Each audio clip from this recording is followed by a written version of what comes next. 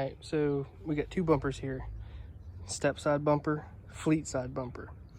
Now, the question is, will this new bumper that I got fit a step side? And all the mounting hardware, everything is the same where it mounts up at. And a lot of people say that they're shorter, longer, something's wrong with them.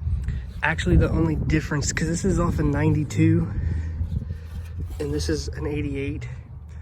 This is fleet side, this is a step side. The only difference is actually right here. You just gotta notch this out so it'll fit around the bubble on the back.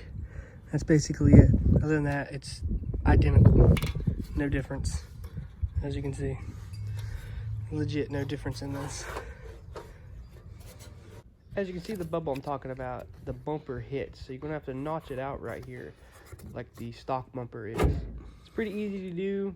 It's pretty self-explanatory. But I finally did it, and here it is on the back of the old grill, and she looks awesome. And it's no longer shorter, it's just you gotta notch it out.